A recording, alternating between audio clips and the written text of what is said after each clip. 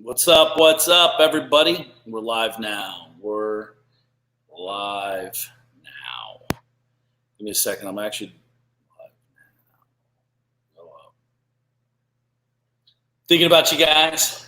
What's up, everyone? Hey, so as you guys are coming on, let me know you guys are here. I got some really cool things to share with you guys. Give me a second. Turn on this fan. It's a little warm out here today. Anyways, whew.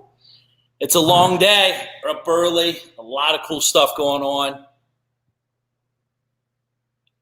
I'm going to share some thoughts and share this big lie about magician versus mule. I'm getting a lot of people, guys, first of all, thank you so much for all the reshares and sharing it with your tribe and your folks, and a lot of you guys buying the book for your friends and family and people you care about. And it's really cool to see. So if you have an entrepreneur friend or a business owner, buddy, whatever, and this book could help them, just so you guys know, 100% of the net proceeds go to charity. I'll be sharing that story here later on in the future, not today, but in the future with what we're doing and who we're doing it with. That's just really neat. What's up, Victoria? Good morning. Good morning, Steve. Good morning, Gianni, Dylan. Good morning, guys. Give a quick shout out where you guys from and all that as well. But so today, the real thing is, I was thinking today on my walk when I was working out this morning about, all these messages I'm getting about magician and mule, and, some guy was being a smart aleck, said, dude, why can't you be both and all this? You guys know, we're mules. That's what we are. There's no way to take that out of us, period. It's actually progress. So we're all mules in the brain. We've been taught, we've been built as a mule. The goal with the book was simply to bring awareness to what we are so we can start working on becoming a magician. I'm a mule. Like I said, I'm muling it out right now, shooting this live video to you. I'm a mule. I'm a mule. When I get off this thing, I'm going to have a call with my team members at 10:30 for an hour. I'm a mule. But what I'm doing inside of those, think like Michael Jordan. Think like Kobe Bryant. At 3 a.m., they're in the gym. For hours. That's what mules do. They're muling. The difference with the mule that's thinking about being a magician is we're doing it, one, we want to win. We're all, I'm not saying you should not work hard. It's never been in my thought process in any way, shape, or form. But what are we working hard towards? See, it's not like Michael Jordan was sitting there going to the gym at 3 a.m., hanging out, eating Doritos, drinking beer, watching TV on the big screen while everyone else is working out around him. No, he's actually the only one in there doing the work to become a better magician when he gets on the court, when the curtain comes up. It's showtime. That's what magicians do.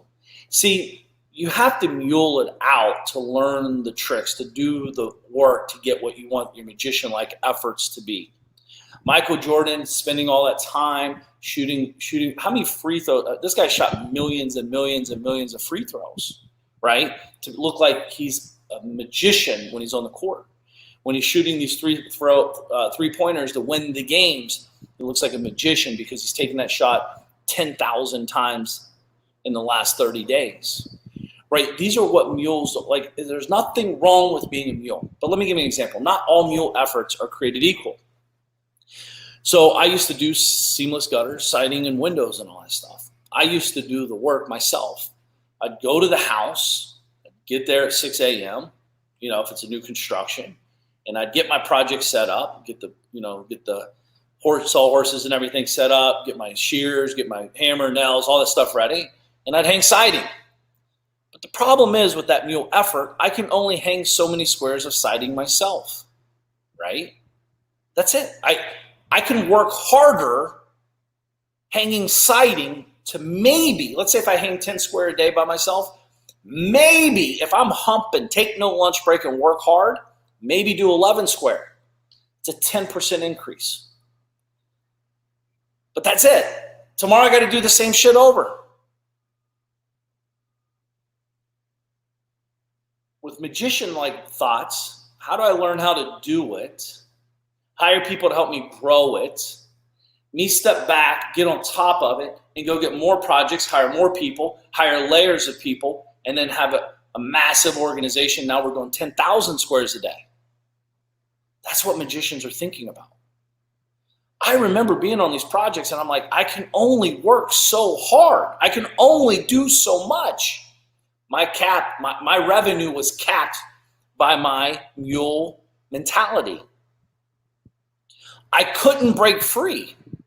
I remember when I had to make this transition, this conversation with myself, I had to make this transition. I literally was driving down the freeway crying because I had to let go of my past identity of who I was to get where I wanted to go. I loved going to the projects. I love outworking you. I love it. I love everything about it. I love like the young guy on the field that's trying to outdo me and work me on the project, and I want to show him that I can still outwork him, and I'm 20 years older than him, right? Or whatever at that point. That's what I love. I love that. It's competition to me. It's fun. It's exciting. It pushes me, right? It keeps it interesting. It keeps it like exciting. But I knew I could only get so far. I had to become a different person, drastically. See, the mule in me was so ingrained, work hard, work hard, work hard. I'm not opposed to working hard. But there's another part of that equation where it's like work hard and smart at the same time. Work hard in something that has a compounding effect with effort. See, if you're the best siding cutter in the world, you can only go so far. If you're the best hairdresser in the world, you can only go so far. By the way, the magician-like effort in a hairdresser, if you love cutting hair, it's to create your own product lines. Now you're seen in thousands of stores, tens of thousands of stores where you're cutting hair. Michael Jordan made a lot of money in basketball, but he really made more money with Nike, with endorsements. Same thing with Tiger Woods. He mules it out. Thousands, tens of thousands of hours a year. He's a mule. But now once you do this effort, his compound effect, it actually grows and develops and he becomes someone big, and now, boom, magician-like. Like I know a lot of people are like, dude, how did he get $100 million contract? Because he has a lot of eyeballs on him and it's worth a lot of money. He probably got underpaid. So what are you doing? What mule things are you doing? Like you looking at your bank statement for 3 hours trying to figure out how to save $12, that's not going to help you grow. It's not. It's impossible. You trying to figure out how not to go to Starbucks for the next 30 days isn't going to make a blip in your future at all. See, you're muling on the wrong activities, expecting different results. It's going to frustrate you. It's going to overwhelm you. You're getting further and further behind the 8 ball, wondering why, how the hell is Mark getting what he's doing? By the way, if you're watching me and you're trying to figure out how to compete with me, don't, because I'm competing with myself and I'm not anywhere to where I'm going. I'm growing businesses. I'm driving this. I'm dropping the ball here. I'm messing up over there. I'm not pushing as hard as I should here. I'm still learning the levers to pull. I'm still constantly paying attention to like my thought process that you guys, I don't just talk about, I actually do myself. As you guys know, I'm getting ready to bounce back to Ohio from Florida.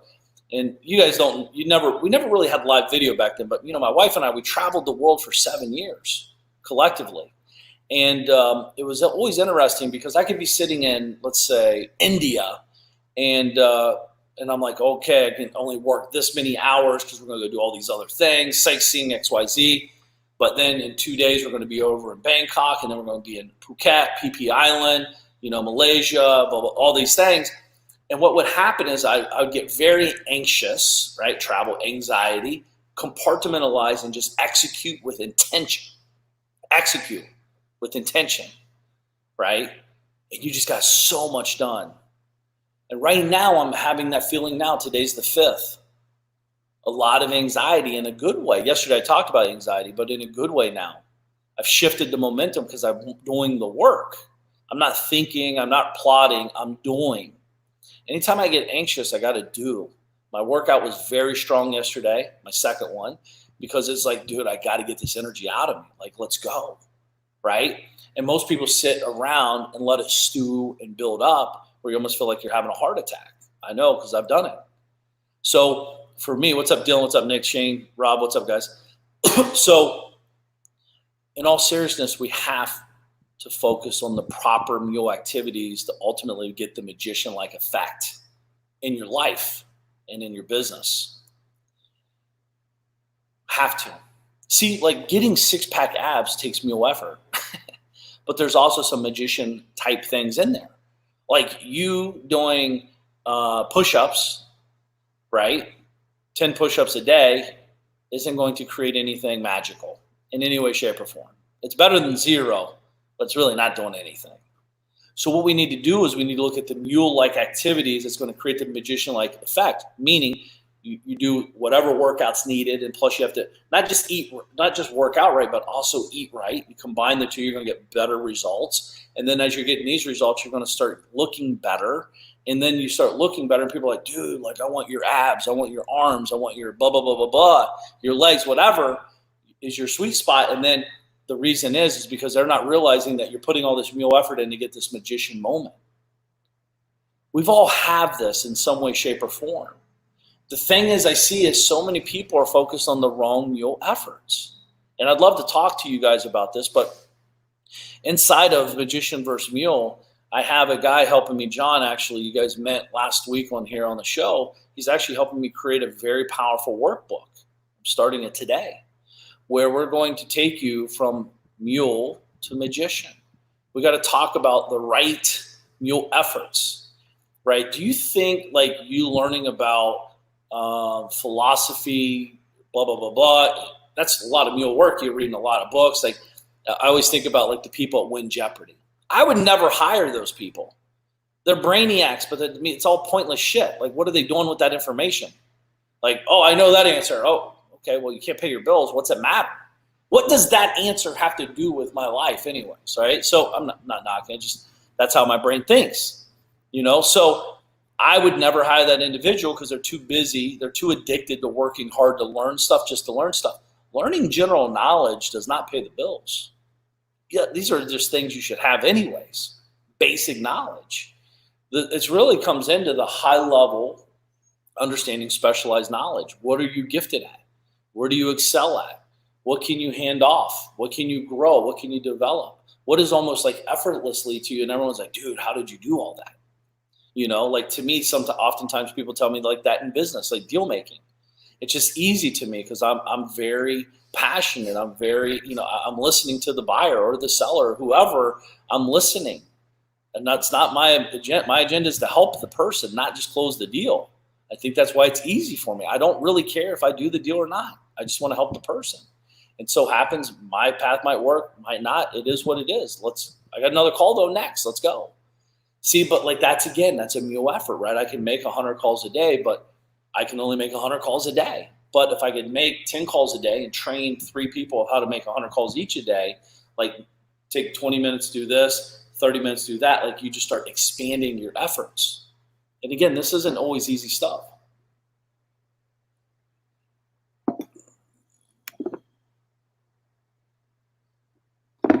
So what do you guys got? Beacon, anything on this? I know we talk about this stuff behind the scenes, but if you guys are here and you have any questions or comments, that's the secret, guys. The big thing is many of you are focused on the wrong mule efforts. You think mule versus magician, you become a magician and that's it. You do nothing all day and wave a wand and everything gets done. You're going to do mule efforts. The question is, which ones are you doing? Which ones are you consciously making a decision to do or not do? And I think you need to be paying attention to that. So if you have a question or comment on this, I'd love for you guys to hop on. If not, I'm going to magician out because I have a lot of cool stuff going on and big moves, big moves. You guys are going to see some massive growth over here over the next 90 days. I got some cool challenges going. How do you qualify which mule efforts you do? Hop on, William. I'd love to talk about it. First of all, I don't qualify. You know what I mean? I would, and again, I know we're using words, but I'm looking for compounding effects. That's what I'm looking for. But not to say you don't still have to do some of the stuff. I mean, this is here's the thing is, there's no one answer fits all. Where are you at? Where are you going? What's going on? I don't do By the way, I don't do revenue per hour stuff either, William. William, hop on this call. I'd love to talk to you here because it'd be good to catch up anyways. Hop on the link that Beacon's giving you guys. But I don't do the whole per hour thing. I already actually know my value. So I guess in the beginning, if you're sweeping the floor in your garage, trying to figure out how to make $100 an hour, you're probably doing the wrong activity. You know what I mean? I'm more conscious of that. I don't trade my time for dollars, so I don't have like a dollar value. I just want to make as much possible revenue for my time. And the truth is, my book, Magician vs. Mule, I busted my ass on that book. I've been doing tons of interviews, and I make $0. See, I'm not doing it just for the money. I'm actually doing it for my passions, my purposes, my future. And all that money goes to charity and hopefully impacts your guys' life too. So, cool. You want to bring in William? What's up, William? Hey, this is pretty cool. I've never done this. Well, don't lie. You're on chat masturbate all the time. What are you talking about? What's going on, buddy? What's up, brother? How are you? Great, man. How are you? Good, man. Good. Just dealing with this whole thing, Yeah. Hey, so some of your questions, so gauge revenue per hour and all that stuff. Do you have anything like in particular? Yeah. Personally, what you're talking about, right? You're going to do mule activities and stuff like that. It's inevitable, right? But choosing the right ones. I think that's what you're trying to say, right? Right now, personally, I'm working with Peter and stuff like that. We work with Push Button CMO. And like that was one big activity that we got rid of, which was like the text messaging and the VA, all that mundane stuff. Another thing, we hired a lead manager. He's really like the qualifier for those leads for us now. That way we can think about, we can focus on higher level activities. I guess my question is, how did you just continually keep moving that needle when you were, I know it's a long time ago for you, but like when you were doing it, right, in the wholesale business? Yeah, man, I think at the end of the day, for me, I'm still conscious. I think it's conscious activity. So someone said everyone would be successful if they did what Michael Jordan did as a mule. Mm-hmm. Well, the truth is, it's sort of true, but sort of not. Listen, there's a lot of people here that will never be a good basketball player like Michael Jordan. So they could be sitting outside for the next 10 hours a day shooting basketball hoops and not getting anywhere fast at all. But they're working really hard. So I think for me, it's like, I think you got to go through the journey. I think you got to go through the realization that you're a mule and you're trying to get the magician-like things. And you got to say, ow, that hurts. Ow. I could tell you a million ways. Like, and dude, I do this in my one company. I'm like, don't buy leads, buy them through us. Here's why. Nope, I can get them cheaper. All right, cool. You'll be back. Like, that's it. I'm not fighting you on it because I know you're going to be back because now you're getting leads cheaper. Yes. But does it mean it's better quality? Does it mean you have to do it yourself? What does it mean? I don't know what it means. And not only that, now that you're the driver of, like, we forget that drivers can't be driving 14 cars at the same time. So I'm driving my car, leads are being generated for me, I don't have to drive that car. Calls are being called for me, I don't have to drive that car. Okay, counting's done for me over here, I don't have to drive that. Like, I'm looking for cars I don't have to drive. I want to drive the big bus where everyone's following me instead of me, trying to drive them all at the same time. So you got to find the ones that are serving you, man. Like, that's the biggest thing. You're going to fight it until you figure it out. Everything has a cost associated with it, though, right? Yeah, well, I more nowadays for me, and something I've learned from you even behind the scenes, is just I'm not looking for the cost anymore. I'm looking for what is it going to bring me in, not what it's going to cost up front. Yeah, I mean, Joe Evangelisti said it best, cheaper is not always better. Really what we're talking about now is value versus price. Like, I'm looking for value. I don't care if it's cheaper. It's always funny. Like, again, like I said, I grew up and I had, Kmart clothes. And I can tell you right now, Rustler jeans for $10 is not better than $300 custom jeans. You know what I mean? Like, I promise you. One, the custom jeans will last way longer. They feel better. I feel better. It looks better. Like, there's just, it's undeniable value. But, if you don't have that $300 mental muscle to buy a pair of jeans, it's pointless to even talk about. So cheaper is definitely not always better. And, sometimes it is, sometimes it isn't. But I found it true that it very rarely is, if ever. So, because if it's cheap, I can do it for free. I can go do it myself. I just don't think people understand the value exchange of what our time's really worth, man. Yeah, I think that's something that over the last year we've just really, my brother and I really just came to that realization of We got like a runner and stuff like that. That was a huge game changer over a year ago to run to all of our properties, lock boxes, showing it to buyers, shit like that. That I'm sorry, I don't know if we can curse on this, but just things like that. That what the hell are we doing it for? Like our time is better served elsewhere. Or getting another deal, structuring a better deal, etc. Yeah, I mean, like I see a lot of guys posting checks online, right? Going to title companies and posting checks, which is always interesting to me. It is 2020, and I was busting this one guy's chops. He's a cool guy. I'm just messing with him. Yeah. But the reason a lot of guys are posting checks, you guys got to understand, it's because that's what they're selling a product, and they want you think you want to see a check. I personally wouldn't follow anybody posting checks. Why? I don't want to go get a check. Dude, do you know how many tens of thousands, probably hundreds of thousands of dollars I've never cashed in checks? I lose them. I don't cash them. I don't go to the post box. I don't go to the bank. So it's like if it's not a wire, ACH, or something of that sort, it's probably not happening with me. So, we don't accept it. I mean, we don't. We had a title issue last week, I think my assistant handled, where they send a check, $120,000 check. I'm like, I'm not collecting it. Like, have them resend it. Well, they won't cancel. They won't. It's a big mess. And I'm like, how the hell don't people know this is 2020? And like, the truth is, I'd get more inspired if William, if you printed off a document showing me 3 wires in today and you didn't do anything. That's more impressive to me than 3 checks you standing in front of Chase Bank, going inside of the bank with a face mask on. Yeah, one of the best things we ever did was get a POA with our attorney. Yeah. It was a huge time saver. Yeah.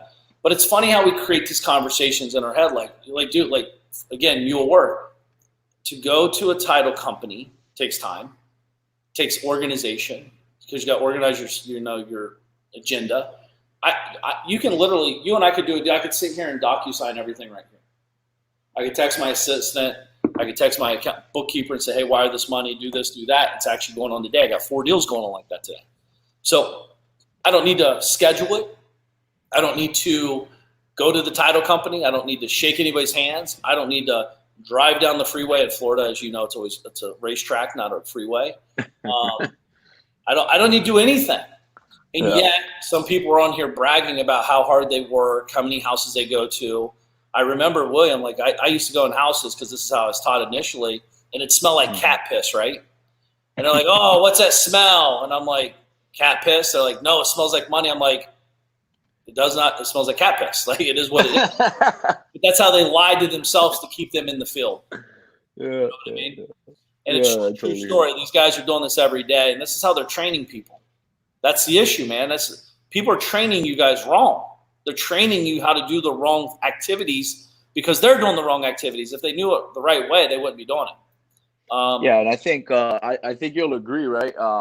One of the things, I mean, I'm obviously not excited about coronavirus and everything that's going on and all the health things that are happening, but I think this is a nice way to just lift the skirt up on a lot of people. A lot of just idiots that just, they weren't doing anything to begin with.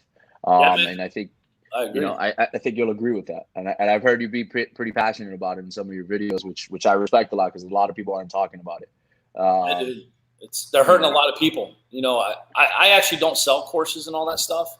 I'm too busy actually doing. I should be selling courses because I know how to do it, but I just don't have time, man. It's another business. It's another avenue. It's another mental.